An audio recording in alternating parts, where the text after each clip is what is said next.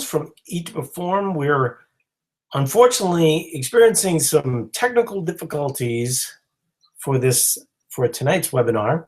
Normally, my guest host, April, would be on the call, but for some reason, Google wasn't allowing her to talk, and we do have her on the webinar. So I'm not really sure if you guys are going to be able to hear this, but it's possible that you'll be able to pick it up on my mic. So April, if you want to say hi to everyone. Hi, everyone. So what I thought we would talk about tonight is adjusting to your metabolism. There was a few things that people talked about. Jenna mentioned it at the Eat to Perform Open, and then Deepak, one of our coaching clients, mentioned it on his call. So I thought it might be interesting to kind of view how you would adjust to your metabolism and the things that you can do to adjust to your metabolism. Do you have any initial thoughts about that topic, April? I'll let you begin. I do have some thoughts on it. Well, I think that what would be nice is that, you know, if you could play devil's advocate, right? Because I think that, you know, a little bit of what we did last week with Kim Christensen was, you know, we were talking about, you know, 2-week mini cuts and the reasons why you wouldn't want to do them. And I think Kim did a real good job explaining why, you know, that mentality is sort of what lands people in this area of dysfunction. And that's going to be April's role in this scenario. So I'm really hoping that the broadcast will be picked up from that perspective, and so it's not too confusing for people. So to give a little background on what we're talking about is if you go to the Eat to Perform calculator and you put in all your data, basically what's going to end up happening is you're going to get total daily energy expenditure. And that, in theory, is what you should be eating to thrive as a human being based on the amount of muscle that you have on your body, but also kind of like these underlying factors that come into play that ultimately represent your metabolism. So for instance, if you look at your Fitbit number, you look at your total daily energy expenditure, and you start eating that amount, right?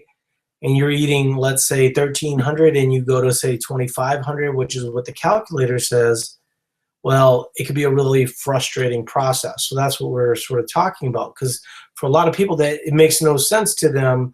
Well, wait a second, if I eat 1,300 calories, how can I potentially eat 2,500 calories without gaining weight? And there's a number of factors there. And I'll talk a little bit about it related to, you know, kind of, you know, the funny thing about metabolic damage is it's actually kind of controversial in the scientific community. A lot of people, you know, don't even believe that it exists. They think that there's just sort of a natural process of your metabolism down regulating through, you know, not eating enough or dieting too often or something of that nature. So things like adrenal fatigue, once again, controversial topics because, you know, the thought process is that if you're eating an adequate amount for what you do, that, you know, this kind of damage wouldn't necessarily happen. We've kind of taken like a neutral stance on that, just from the standpoint of what people can do to kind of fix things.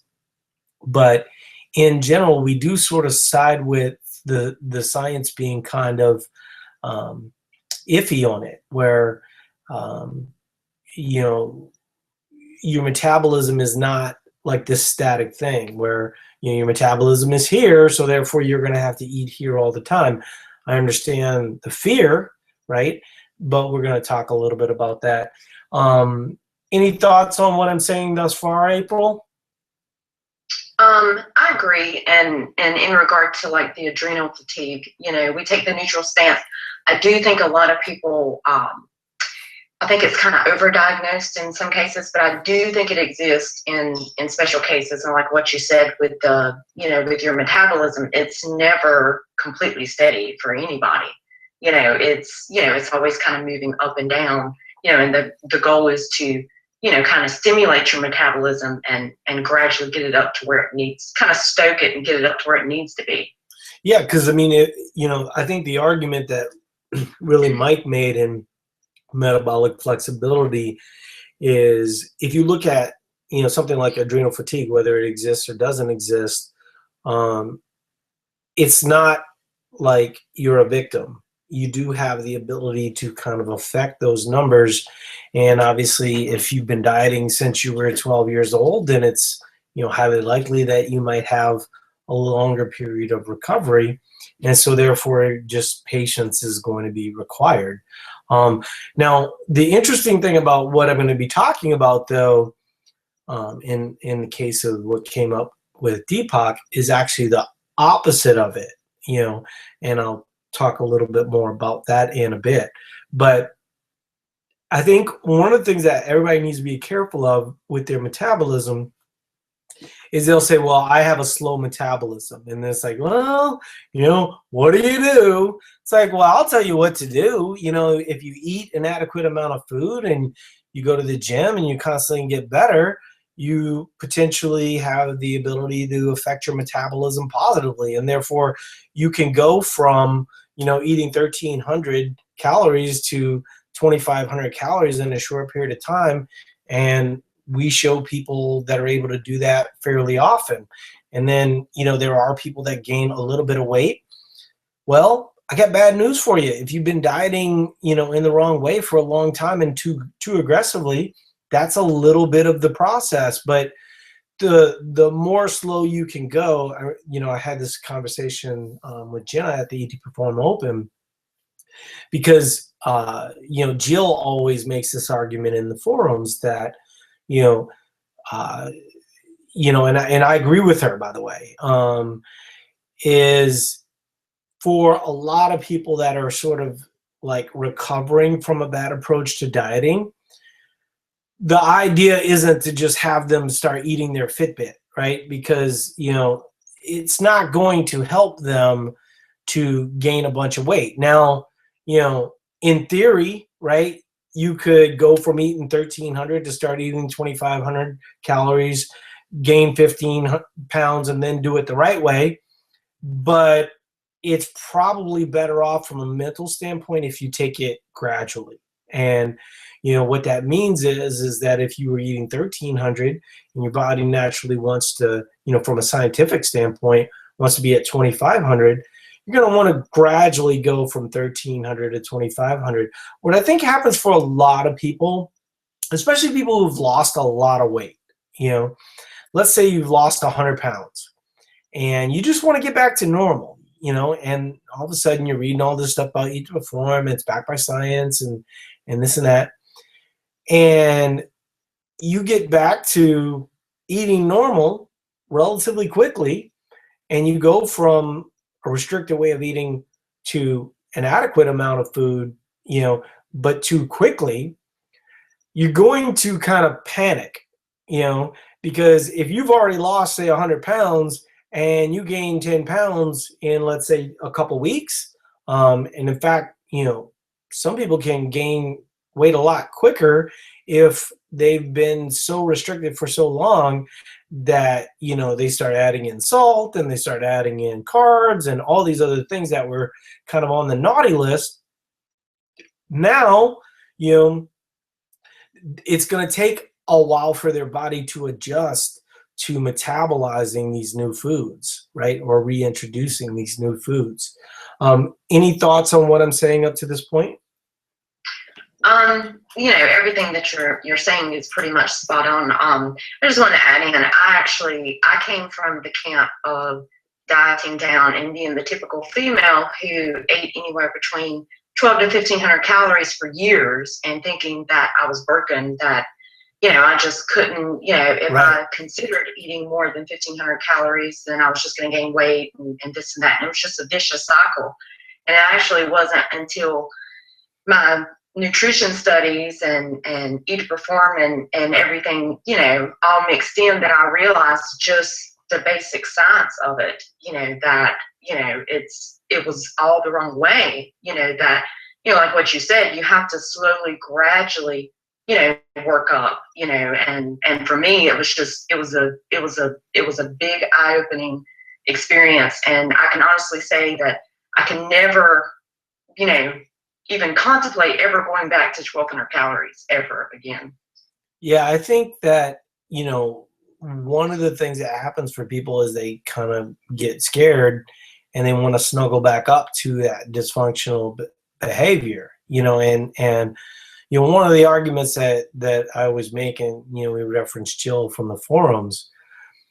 The thing that I always say to Jill is to really, you know, kind of, I agree with her that, you know, some people got to go more gradually than others, but they always need to be emphasized to continue to push it a little bit, you know, because you're really not going to get to that level of improvement. And the thing about all these numbers, whether it be Fitbit numbers, whether it be the Eat to Perform calculator or what have you, is they're all estimates.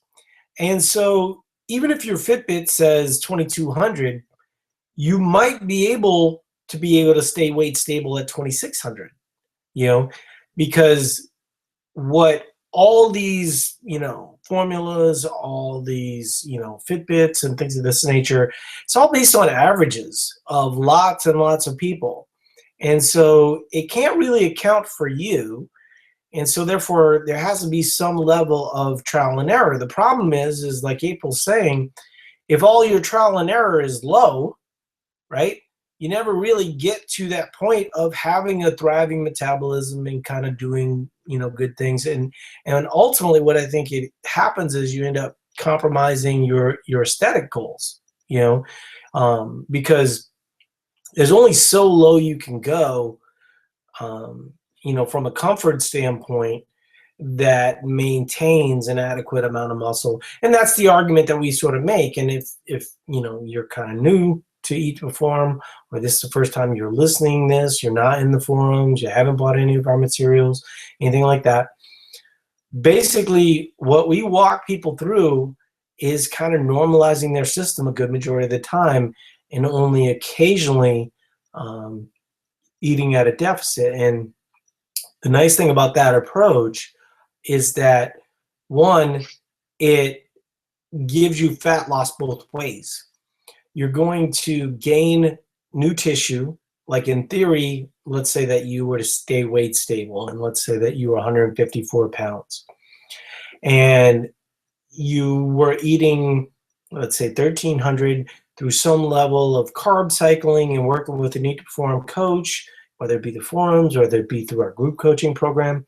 What would happen would be is you would gradually work from 1,300 to where your body naturally wants to be at 2,500.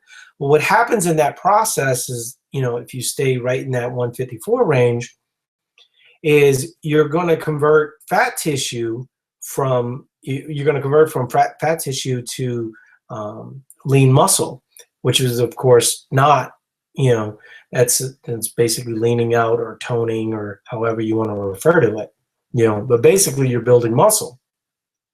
And so what we see is if you've been coming from a restricted background for a long period of time, you know, you've been kind of dealing with deficiencies as it relates to, you know, protein levels, you know, a lot of times low carbohydrate. So it's not allowing for that lean tissue turnover when you're working out, and you don't get better at working out. Now all of a sudden you start adding an adequate amount of food. You know, one of the people that I was just talking to today, right? What happened was is they were under eating, and then they started eating, their calories went up. You know, I think their number was like 1,700, and then they ended up going to 2,600, and they started losing weight. And one of the reasons why was because they were able to do so much more, and their metabolism sort of kicked into gear. And so, you know, for that person, their athleticism kind of helped their metabolism get revved up, but they might not be dealing with the level of damage that a lot of people have dealt with over time. And so these are things that I think that's important to the discussion of adrenal fatigue, metabolic damage, whether they exist, whether they don't exist, really is unimportant. It's really more what's the mechanism for recovery, you know? And the simple fact of the matter is some level of trial and error is kind of important to that discussion. Before I ask you, your opinion on that, I did want to say one other thing.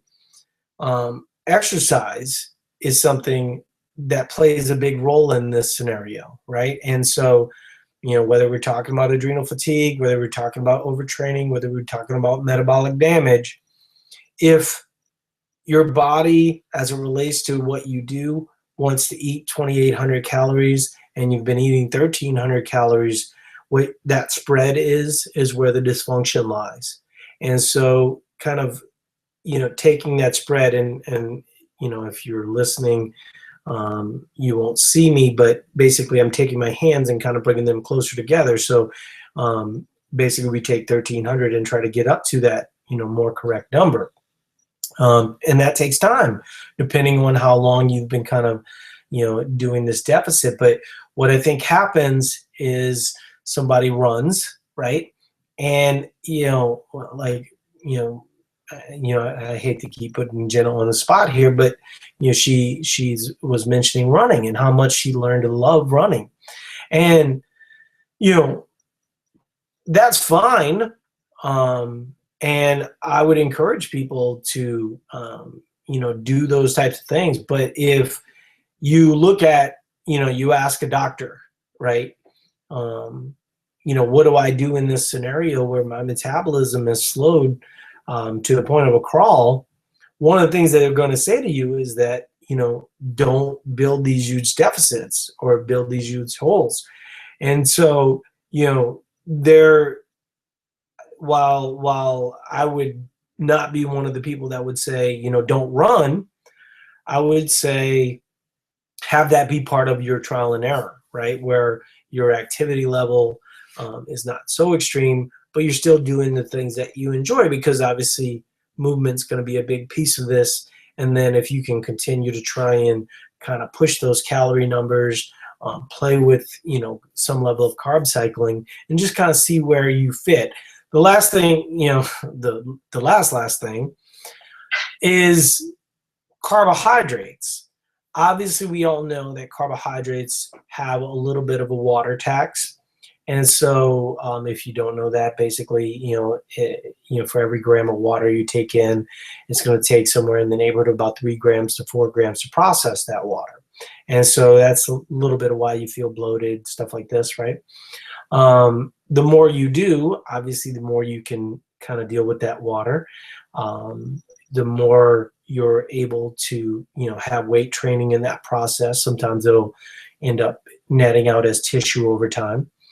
But what I think happens for people that have kind of low carb or low calorie or whatever, they kind of have like a self-fulfilling prophecy, right? Where, they're eating low carb, and then all of a sudden they have carbs, and it's like, oh my goodness, I gained 3 pounds. It's like, well, yeah, because, you've not allowed your body to metabolize carbohydrates correctly for a long time. And in fact, you've gone the opposite way, where you've caused some level of dysfunction. And so, while we all process carbohydrates a little differently, if you always default to as little as possible for everything, whether it be carbohydrates, whether it be calories, you're really missing some of the magic. So I know I covered a lot of ground there. April, anything that you wanted to expound upon? Back on the adrenal metabolic, I absolutely cannot agree even more. It's like what you were saying, if your exercise, if your output is 2,800, or your body wants to be at 2,800 and you're at 1,300, the issue lies when you're too far in a negative energy balance. It's kind of like your bank account. If you're constantly spending, you're eventually going to go into the red, and then there's going to be problems. But if you continue to spend even when you're already in the red, you kind of have to know that limit and when to deposit more money into the bank. That, but if you're already in the negative and then you continue to withdraw and withdraw, eventually you're going to have big issues. But, anyone that I've ever worked with who actually was seen by a doctor and a doctor diagnosed them with adrenal fatigue, of course they'll give them some general natural supplements, but the key is always to either train less, eat more, but it's about shortening that deficit. It's about getting out of that, that red, the negative. right. So And touching on that, and trying to get to, what you trying to get to some level of balance. exactly, just trying to find that even balance. And what you were saying in regards to the low carb, about our body's naturally retaining more water, which is normal, which is not a bad thing. You've talked about this several times, being bloated is not, the end of the world, and it's not a bad thing necessarily. But I think a lot of people fall into the trap of the low carb because they remove all the carbohydrates from their diet, and then, first week they lose 7 pounds and they think it's magic, when essentially they're just dehydrating their muscles and losing water. Yeah, and besides the bloating, a hydrated muscle is a more useful muscle, so therefore you can do better things. When I say hydration, though, I think we need to be careful to, a lot of people think, well, if I just drink more water, right, that will hydrate my muscle. Really, the hydration of muscle isn't just water-based. It really is some level of salt, some level of carbs, right? And then obviously replenishment of glucose. So, that's what we're talking about in terms of having a hydrated muscle, rather than just going, oh, if I just drink more water, I'd be fine. Not really. I mean, your body's not going to hold on to that water if you don't have an adequate amount of carbohydrates. That's the argument for carbohydrates, actually, because they have that, the tax that, when you have carbs. I've actually seen people who drink too much water. Again, it's about finding the balance there, because too much water will actually, you'll deplete some of the nutrients that your body can absorb and things like that. So it's always too much of a good thing of everything. So yeah, I think so kind of to finish off of that point, I think the one of the problems with like this 30-day mentality and flushes and detoxes and things of this nature is kind of what you're saying. I mean, if I were, right now I think I'm 175. I could lose 10 pounds probably within 2 days from a standpoint of water release. But that would leave me, lacking, in a lot of areas, like April's saying, from a nutrient standpoint, but also from the standpoint of, having the energy to work out, and essentially being dehydrated. Now, would I look lean? Would you be able to see, right now I'm probably rocking more of a 4-pack than an 8-pack. I'd probably get to a 6-pack, maybe a little bit of an 8-pack. But it wouldn't, it's this idea of like constantly being at an optimal state of being, as it relates to physique, that is a little bit of the problem, right? I mean, part of, work and trying to do things you enjoy is having enough energy to do so. And it's really not just, for working out. It's really getting throughout the day, feeling energized to do whatever it is you do, whether it be job, whether it be, kids, all these things are really important. And so, when you start, eating an adequate amount of food for what you do, it really does change your relationship with a lot of things, and you hear, parents saying, my kids are talking about the fact that, they've got their mom back, or, guys saying, oh my goodness, I never realized that my sex drive was negatively affected by all this bullshit. Right. And so those are things that I think, need to come into play. The other thing I think that we should we should talk a little bit about, though, is the opposite way, right? And so that was a little bit of the conversation I was having with Deepak today, because, obviously we've been talking about the wave method, and one of the concepts that I wanted to, if you're not familiar with the wave method, it's a book we sell. We actually have it on sale today. It's the only time it's ever been on sale, and might be the only time that the general public can actually buy it, because the reason why we kind of hold it just towards members is because the information in the wrong hands can be kind of abused. And so we wanted to make sure that people had, kind of the right direction. But essentially what you do is you have these three numbers. Okay, you have your high numbers, which represent the days that you work out. You have your middle numbers, which is essentially your rest days. So that's pretty standard eat to perform kind of stuff, right? Then there's this third number.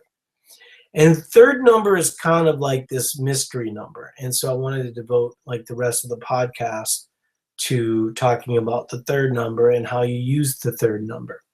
So if you're not familiar with the way that, these kinds of things are written, essentially they're written in a way that as your metabolism starts to downregulate, you have to adjust by adjusting your calories downward. And so the problem that most people have, like when we first started doing the wave method, people would get their numbers, and let's say it was a guy and he got like 2,300, 2,150, and then 1,900, and he'd just go to 1,900 and wouldn't work out all that much. The idea is to stay as close to 2,300 with your volume high, especially as it relates to weight training, so you can keep muscle through the process. Part of the problem with dieting, especially people who diet too aggressively, is they tend to lose muscle. So for instance, if you go down to 1,900, right, what you're essentially doing is sort of what we were talking about in the first part of the podcast, where you're basically just dehydrating your muscle. You're not really doing enough to maintain muscle, so you could potentially lose tissue in that process. And so you want to keep volume as high as possible. Now, some people are going to say, well, Paul, I've heard you guys say, when you're, doing a performance-focused fat loss period, which is, what we refer to these periods as, I've heard coaches say, take more rest days. And that is true. But let me explain why that is true. If you know that the volume is important as it relates to maintaining tissue, what happens is if you're working out 6 days a week and you were a flamethrower, right? And you can just wad like crazy, you can work out and lift all the weights. Now all of a sudden you start eating less food, your recovery is going to be compromised in that process. So in that way, for that person, working out 5 days a week would allow for a more adequate recovery and would allow for a little bit of cycling, so we can sort of see some progress in this area. Any thoughts on what I'm saying? Because obviously this is something that we talk to clients about on a daily basis, and sometimes as I'm talking, you're hearing things, and maybe you can fill in a gap that I'm kind of forgetting. I do agree with the level of cycling. I do think if you're just depending upon the person's background, in general, normally in the beginning of a fat loss cycle, they can usually get away with keeping up the higher volume for the first couple of weeks, 2-3 weeks. But after that, generally they, definitely keeping some level of strength training in. But, for example, if they're training 5 days a week, drop down to 4. Right. Incorporating that cycling in and having the recovery days where, it could be active recovery, but the goal would be to kind of reduce the overall stress on your body, because if your body's constantly trying to recover, 5 days a week and you're eating at a deficit, I think it's going to end up causing issues. But what I really wanted to make clear in this scenario is the reason why you're taking one less rest day in that scenario is for recovery, right? Because even though you are eating at a deficit, there's a lot of benefit to volume in this scenario. And so, you want to be working out as close to 100%. Naturally, when you're eating in a deficit, that's not going to be possible, right? I mean, like, the way we recommend it, is roughly 8 weeks, where you're, from an adherence standpoint, you have kind of a closed window. You're really shooting for a result. What we'll often hear from people, though, is, well, I tried the top 2 numbers, but I never really got to the third number. And the problem that you run into, if, like, for instance, let's say that, in the scenario that I was just talking about, the person's at 2,300, 2,150. And then, throughout that process, they lose about 8 to 10 pounds, right? Well, there's no real reason for that person to go to 1,900 and make their life suck, right? But if, as an example, you get your initial water weight loss, where you lose 3 to 4 pounds, and you're trying to get to, that, 8 pound, usually 8 to 10 pounds, kind of depends. I mean, like, there are clients that could be a little bit more aggressive. I've certainly seen people lose 12 to 15 pounds. That's normally people with more fat to use. When I say more fat to use, I mean, I'm thinking of a guy at 275 pounds, that, might have come from like an overeating background or something like that. But typically, 8 pounds is sort of the goal we're shooting for. So if you're 4 weeks in, right, and you've been kind of cycling between the top 2 numbers, and you're eating more carbohydrates on the days that you're working out, and you're eating fewer carbohydrates on the day that you're resting and your calories are lower, but you're really not seeing any movement.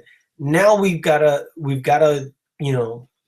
figure that your metabolism has adjusted, and that's sort of what we talked about on the opposite extreme. It's like the 180 degree difference. We're trying to get your metabolism to recover most of the time, right? But in this instance, what we're doing is trying to adjust to a compromised metabolism. And so you've started to work out, you're starting to eat less, you're starting to feel it more. The only option at that point is to adjust for a compromised metabolism. Now, you go, well, that sounds like magic, right? I can just keep going lower and lower and lower all the way to 0, and then I'll be skinny. That's not how it works. Ultimately, your body's going to revolt at some point. And so what we're really trying to do is sort of get you to that point, because one of the discussions that I was having recently, we were talking about someone, who said that she was recovering from, eating 1,400 calories. And I asked her, how much she's eating right now, and her average was like 2,000. Well, I mean, it's awesome that she's eating 2,000 as opposed to 1,400, but, she was talking about wanting to performance-focused fat loss. I mean, to see results at some point, she probably would have to go relatively low. That's not eat to perform. That's not getting your body to thrive. If we're always, like I said, earlier, if you're always snuggling up to low, you're not going to end up progressing. But if you look at the scenario that I'm talking about here, where, in the case of a man, but let's say even in the case of a female, who's normally eating 2,400 to 2,500 calories, and she's, compromised, her metabolism is compromised a bit, for her to see some results and kind of adjust, having that 1,500 calories on a rest day may make some sense. So it sort of depends on kind of where your numbers are set, but also you got to realize that as you're coming down, your body is adjusting to it, and usually adjusting to it fairly quickly. Hold on one second. I just want to shut my Facebook otherwise. It gets a little crazy up in here. Any thoughts on what I'm saying there, April? It just shared your screen. There it goes. No, I agree. And like what you were saying with the scenario of the gal that you were talking to who was eating 1,400 and then she's eating 2,000 and then she wants to do performance-focused fat loss, you know, essentially 2,000 calories, she's still in a deficit. So basically, in a big deficit, yeah. I mean, so basically she's already in a deficit, so she's going to have to go into a deeper deficit to even get to, basically she would probably have to go closer to the 1,400 calories or less to be able to see, you know, results, because she didn't maximize, she really didn't work towards, you know, getting her calories up to an appropriate level. Well, actually, you know, she was eating 1,400 calories and her weight was higher. And so us getting her to 2,000 actually brought her weight lower, because that's where her body wanted to be. Her daily burn is really closer to 3,000. Now she, you know, she's had a little bit of an injury situation, and so her calories are a little bit lower naturally right now. But, you know, it's really important to talk about recovery, but I think it's really important to talk about the other side of things too, because, you know, when you think about, you know, how long you ate at 1,200 or 1,300 calories, or even eating like in an intuitive way, right, where you were under eating, whether that be paleo or mostly whole foods or whatever. What I'm talking about is a scenario is that in literally 4 to 5 weeks, your body adjusts to a point where you have to go lower to see a result. Then you go, wait a second, what would happen if I'd eaten like this for, you know, a good majority of my life? Yeah, that's how, you know, thyroid issues happen. That's why your muscle protein turnover gets compromised. Your body doesn't exist well in that state, you know. And so, you know, while yes, if you're looking to see a result, you know, that third number is there. But what I see a lot of people wanting to do, especially early on, thinking that, well, you know, the more the deficit, the better. The problem is it's like using your trump card too early. You know, you really want to stay at those top two numbers as long as you can see a result. You know, the problem that people run into, they're like, well, I'm seeing a result. You know, wouldn't I see a better result? Well, that's not always the case, because, you know, your volume is going to be compromised. Your sleep could be compromised, fatigue level throughout the day. So all these things become kind of net negatives. But I did want to really make the point that, you know, when you're starting to play with your metabolism a little bit, you know, you really don't want to be, you know, too low for too long. And that's why we kind of set things up to where the majority of the time you're not dieting, right? And so I hope that kind of makes sense. Any thoughts on what? This topic actually comes up a lot. Kim was asking me my thoughts on we're talking about the wave method. What are your thoughts on the high day? And then I'll tell you what my thoughts are. Like, so basically, from what? Why don't you tell me your thoughts and then I can respond. I want to know your thoughts first. I don't know what you're talking about. The refeed day. Yeah. What are my thoughts on it? Yes.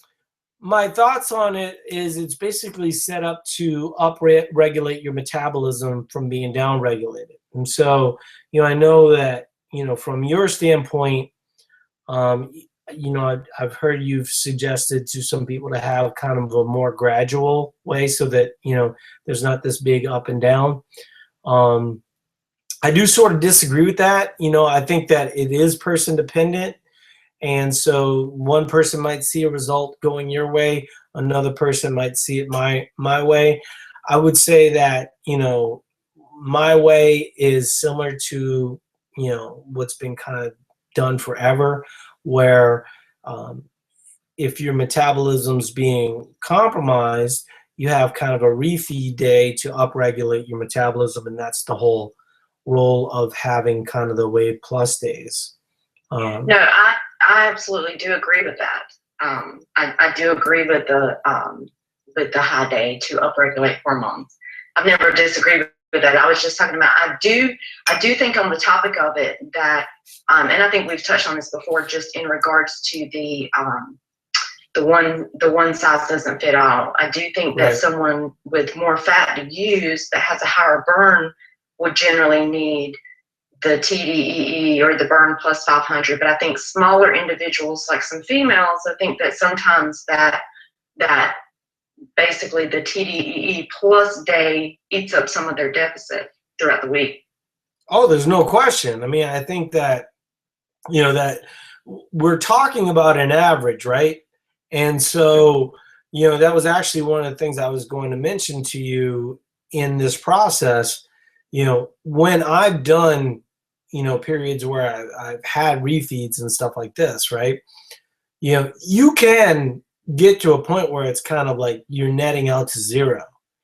And that's where kind of having some level of food logging does help. I think the tendency, what you'll often see when people are very aggressive, low carbing or low calorie or whatever it is, and then they'll have like these, cheat days where, they're eating all kinds of food. Basically, the deficits that they're creating, are really more like 7,000 to 8,000 calorie deficits during the week. And so virtually anything that they would eat on any one given night or something like that certainly isn't going to equal 8,000 calories, right? So they end up netting out to a pound or pound and a half loss a week. The problem that you run into in our scenario, right, is most of our deficits are set up between 500 and 700 calories. So now all of a sudden, you're at a 700 calorie deficit for 7 days, at 4,900 calories. And then you go eat a 2,000 calorie pizza and you have a bottle of wine, right? You can eat into that deficit in a big way. And so the key is to find, we actually talked about it in the coaches course. And if you listen to the podcast, I thought it was a really good one. Jeff Gervitz talked about the minimum enjoyment standard. And I think the minimum enjoyment standard, really applies to wave plus days, is you want to enjoy your food. You want to eat enough to kind of stimulate your metabolism so you're not really kind of in this hungry mode all the time. But you don't want to go so much where you're always netting out to zero, right?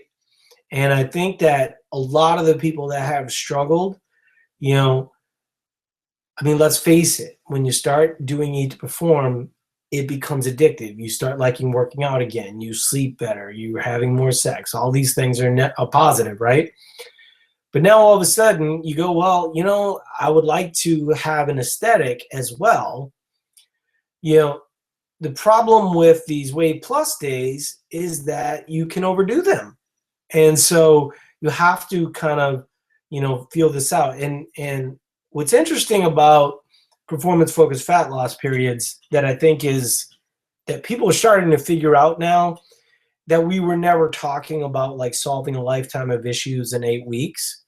And so what we're seeing is some people that, performance-focused fat loss, 9 months ago are doing it again and going, I learned so much from that last time. These are the mistakes that I made, and these are the mistakes I won't need to make again. But what, expound upon what you were saying, because I think that. No, we're actually on the exact same page. That's all. You had not mentioned the refeed day, but I strongly agree with you. I think we're on the same page. I think a lot of people they kind of tend to go a little crazy on that day and try to go by the, maybe there's a guideline of, you're trying to eat, your wave plus or your TDE plus, and they kind of go crazy, and they're just eating up their deficit. I do see a lot of people, like what you were saying, they tried it before and then they started eating an adequate amount, and they realize how much better that they feel, that once they start doing it. A lot of people are bailing. They're like, screw this, I feel so much better the other way. I feel better working out and, and eating an appropriate amount, which I think is awesome. And I mean, obviously I'm a big fan of it. That's what I do. I think you can also address some of this with volume, that people tend to look at the deficit, but you can really address things from the standpoint of volume as well. But I think that sometimes you can use that as a bit of a crutch, right? Because, on the one hand, you want to have aesthetic goals, but then all of a sudden you start to feel good, your workouts are better.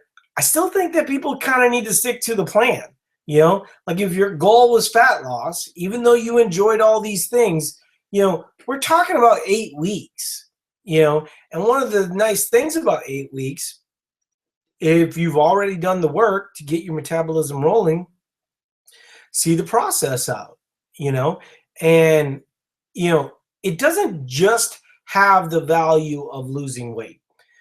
Some of the value is also, regaining insulin sensitivity. Obviously, when we start talking about having carbohydrates, things of this nature, when you start lowering weight, start having less carbohydrates, things of that nature, your body then becomes more sensitized to it. And so when you start to reintroduce food again, your body's able to handle it a little bit better. So I think that there's always an argument for a period of kind of cleaning out, where, we're not talking about these huge deficits, but you're doing enough to kind of, have your body and system work in an efficient manner. So one of the questions that was sort of brought up was, what if I continue to gain weight? And what if that is very hard for me mentally? I think that, it's kind of interesting because on the one hand, you can kind of get to the point where like your body is relatively inefficient and you just want to be normal, right? And so you start eating to perform. You go to Cheesecake Factory, you have 2,000 calorie, cheesecake. Maybe you didn't eat it all, but whatever. You look at the scale, you're up 5 pounds. Oh, wow, that sucks. And then, you're doing your workouts and things of this nature, and, it's the weight is kind of sticking there. But you're trying to eat to perform. You're trying to get your metabolism kicking. I think that, when it's all said and done, you have to realize what you've done, to get to this point. I mean, we were literally just talking about a scenario where someone basically dieted for 4 to 5 weeks, and then their, metabolism was compromised to the point where they had to go lower. If you were doing that for 15 to 20 years, part of your body healing is that weight gain, right?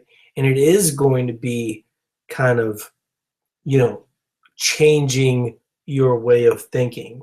Like, as an example, when we were talking to Jenna this week, I mean, I'm watching her lift weights, and, it was just one of these like really cool moments because, I don't think that she knew the tool that she had there, right? Because, when we talk in MetFlex about, what you can do to kind of get your metabolism rolling, usually when someone is 30 to 36% body fat, it's normally a muscle problem and not, and not a fat problem per se. So if you're running and you're not using that tool, which is basically weight training, I mean, like seriously, like April, she had like great form.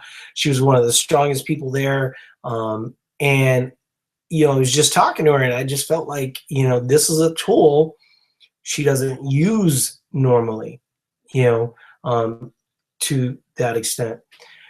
I think the other thing too is that if we were having an honest conversation, that,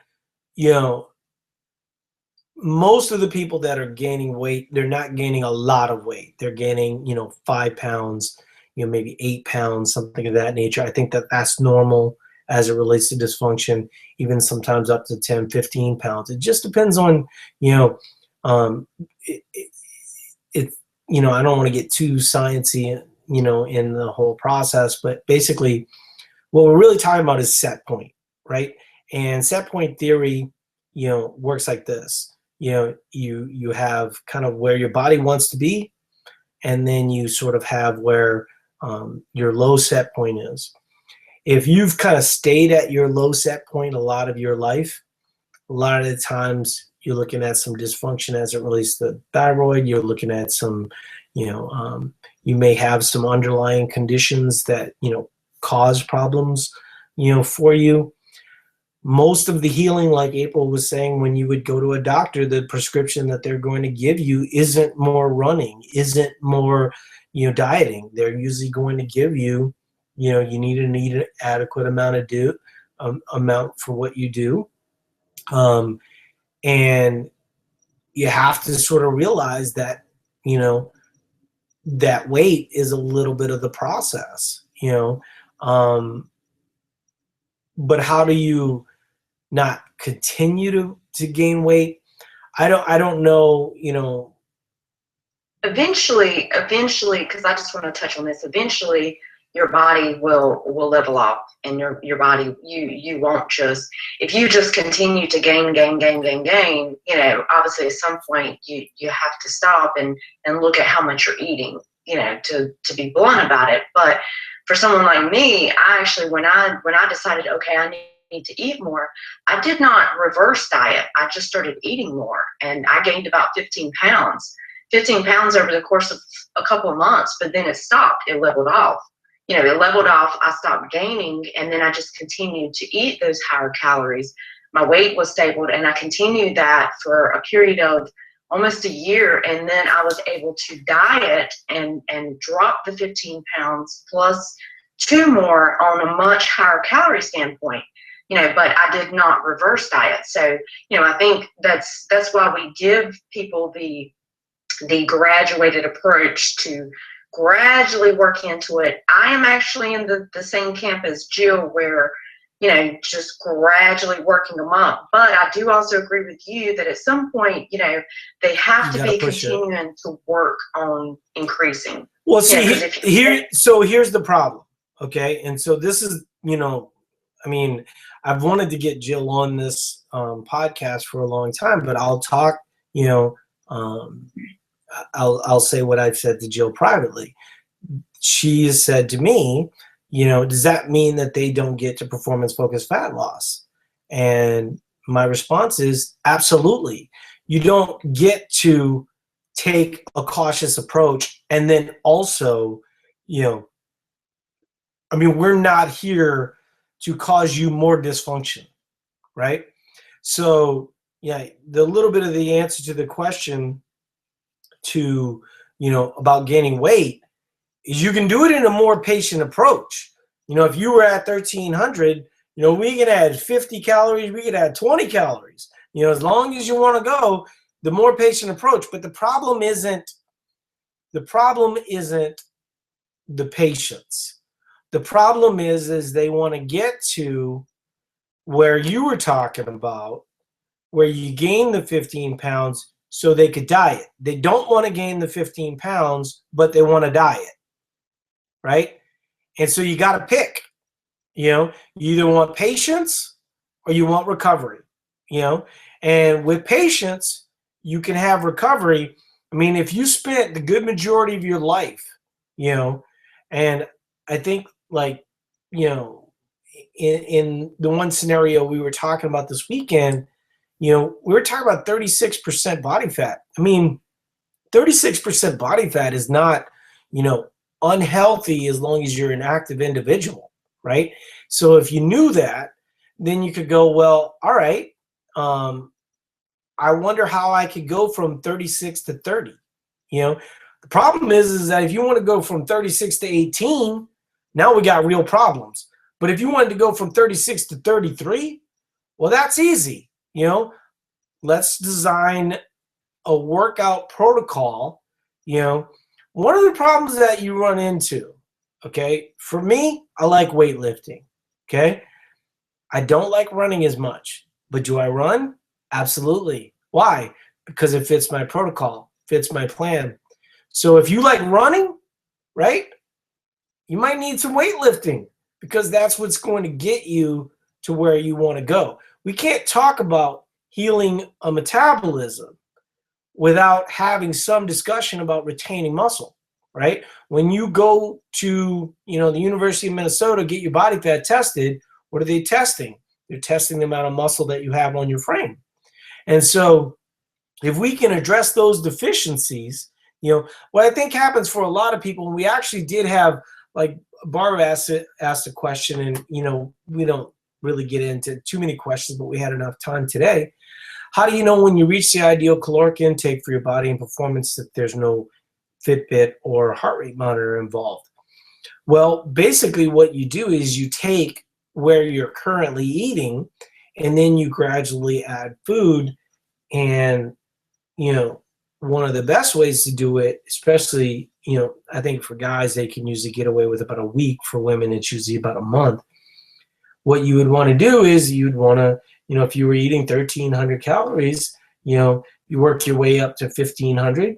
You check your weight, average, over the course of, 30 days, and let's say that you went from 1,300 to 1,500 in the course of that month, but you stay relatively weight stable. Well, okay, now it's time to move up, right? And so now we go to 1,700. Are we weight stable? Yes, we are weight stable. Okay, good. Let's go to 1,900, right? So that's how you can figure it out without having a Fitbit or without having a heart rate monitor. And what's interesting about that is that that's actually the more accurate way of doing it.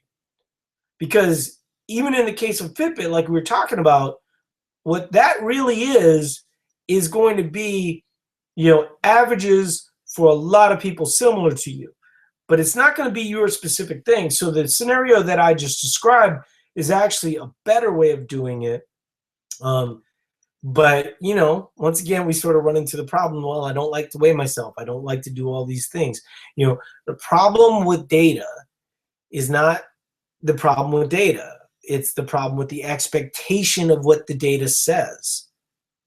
And so when we're looking at some level of overall recovery, what we have to be looking at is, what are my numbers? And if you don't know those things, it's hard to speak, to a specific, but, if you're seeing weight gain, there's something happening and there is an answer as it relates to data. It's incumbent upon us to figure out what that answer is, obviously, right? Us being, the individuals, and you kind of view yourself as a scientist.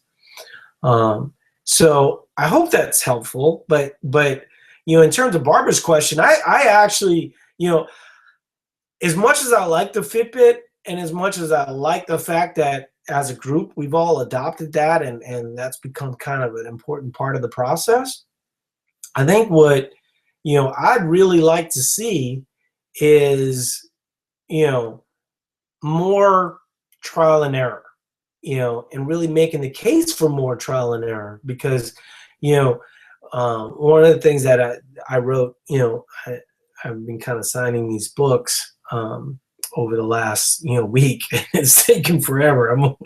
I've only got about 100 of them done so far because here, hold on one second. Let me show you why I've only got 100.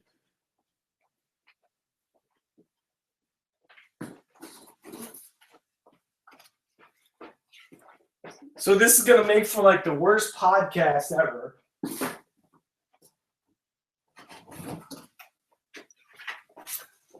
But like, if you look at how much I'm writing, you know, and people go, well, you know, you shouldn't write that much. I got to tell you guys, you know, I feel like, you know, it's such a privilege for people to listen to what we talk about, right? And so to write kind of a personal message like that, you know, for 400 people or whatever, actually, I think we limited it to 200, but we ended up having about 100 extra books, so we ended up opening up more sales. So it's been almost 300 that we've had to sign, and you know, I just feel like, I don't know, I like the personal messages, even though it's going to take a little bit longer to do. But one of the personal messages mean so much more than just the generic same thing over and over again. Well, I think when the person reads it, they feel, you know, like, wow, this guy really took the time. What they don't realize is that from my standpoint, you know, from my standpoint is I know something you don't know. And so if I can impart one little thing on each reader that helps them kind of move to another level, you know, the way that people did for me, I feel like, you know, that's an honor, you know, and it's a good thing, and it's something that you know, I want people to know that it's important to me.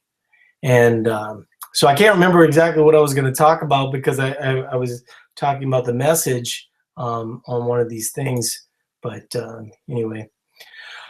All right, you guys. I think we're going to shut it down there, but I appreciate everybody listening. I actually hope this was sort of helpful, because I think that, you know, what happens is we sort of think of our metabolism as static. And like I was saying to Barbara, you know, there is some level of, oh, I know what I was talking about, trial and error. So the problem with trial and error is, if you look at the way that most people diet, okay, they diet in a very rigid way, and they don't have room for error. And so when you do error, right, and you do ultimately cave and have a Snickers, what's the first thing that those people say? Well, it was that Snickers that did you in, you know, and then you start eating the Snickers, because usually it's not the Snickers, right? It's the 42 other Snickers after that that causes the real issue. But it wasn't the fact that you ate 42 Snickers after that. It was the fact that you had these rails, this very rigid system that caused you to ultimately feel like, well, screw it now. I ate that Snickers, and now everything's ruined, so it must be time for me to eat 42 Snickers. The way that we think with Eat to Reform is that there are no rails. There's no real rigid system. And so if you look at it from the standpoint of a really rigid system, you know, we probably should have led with this. Most people aren't even going to hear this part. But in a rigid system, the only way to win is to succeed your way to the top, right? And how often in life have you succeeded your way to the top? Almost never, right? It's almost always the failure that teaches you the lessons that allow you to achieve, you know, greater success down the road. And so this idea that my willpower, or I should have been more rigid and that would have been the final thing, that's what diets count on for you to rebuy their diet. It's sort of their business model. As long as you're failing, they've got a great business model, right? But when you look at how we are as human beings, it's actually the failure that allows you to get to the level of success. That, you know, which is crazy to me, right? Because when you think about why, you know, like, I mean, I had you know, a friend of mine say to me, you know, nothing works for me like Weight Watchers. Well, if it really worked for you, you wouldn't need Weight Watchers anymore. You know, the fact that you've needed Weight Watchers 7 times should tell you Weight Watchers ain't working for you. You know, but people don't think like that. They think I failed Weight Watchers. No, Weight Watchers failed you. You know, Whole30 failed you. You know, it's the fact that you created this rigid system where you could never fail that all of a sudden, like, you know, your willpower is bad. I mean, some of the studies that Tracy Mann's done at the Eating Lab at the University of Minnesota, dieters have the most willpower of virtually anyone on the planet. They've done studies on this over and over again. So it's not willpower that's causing people to have this level of function. And if you think about it, you know, from a scientific standpoint, if your metabolism is being compromised all the way down, right, and you're doing it in an uninformed way, when you think about Eat to Perform and you think of the magic of what Eat to Perform does, is when you aren't dieting, you're doing so with some level of knowledge, and you're working your metabolism to a point of thriving, right? So that's a good thing. What happens with, you know, when you're dieting, you know, Kim Christensen talked about this in last week's podcast, and if you've never heard this saying, it's one of the most brilliant things I've ever heard. The first person I'd ever heard say this was Amber Rogers. When somebody asked her, you know, how she, you know, got to the point of being obese in the first place, she said she dieted her way to obesity. What Kim was saying, what Amber was saying, what I've said in the past is that an uninformed way of not dieting, or an uninformed way where you're too restrictive when you do diet because you want to just pull off the Band-Aid all at once, right? And you want to just starve yourself into being normal. You don't end up landing there, right? You end up landing, you know, eating 42 Snickers because, you know, you failed this rigid system. You had this willpower for such a long time, and then you had that Snickers, and then all of a sudden 42 Snickers, you know. But, you know, if you had a more informed approach on the time where you weren't dieting, right? And then the periods where you at a deficit weren't as extreme as it was previously, you would be building lean tissue throughout that process. You'd be holding on to lean tissue throughout the rest of the process, and you'd actually be burning fat, which, you know, whenever you see somebody, well, you know, Marge lost 30 pounds. Yeah, well, Marge lost about 16, 17 pounds of muscle in that scenario. That's why, you know, Marge looks like a skin coat rack. You know what I mean? Most of these people don't look, you know, they just look like a smaller version of what they looked previously. They don't look lean. They don't look fit. You know, I know when I lost a lot of my weight, you know, in an uninformed way, you know, back in, I think, 2006, I mean, I had friends asking me if I was sick, you know, and so, you know, you want to be, you know, that, you know, once again, I mean, these books, you know, in writing these messages, you know, I remember people ask me like early on, like, what would you have done differently? And it always surprised people when I said the thing that I would have done differently is I would have done it slower, you know, and because if I did it slower, I would have been able to keep more muscle, you know, but you only know what you know when you know it, you know, and so if you're recovering from a bad approach to dieting, you know, don't use that as a crutch. Don't use that as, you know, I'm a victim. You know what I mean? Because, you know, you're not broken. You can be fixed.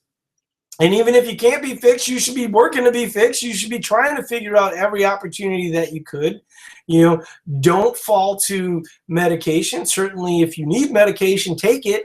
But always look for the alternative that allows you to be, you know, a more, you know, whole human being. So I know April's like, hey, I gotta put my kids to bed here, but I just thought that last part needed to be said. So I appreciate everybody listening, and there's already been a bunch of people that are like, yeah, dude, you've gone too far. So I'm gonna shut this down. I appreciate everybody being here, and I will talk to you guys later. Bye-bye.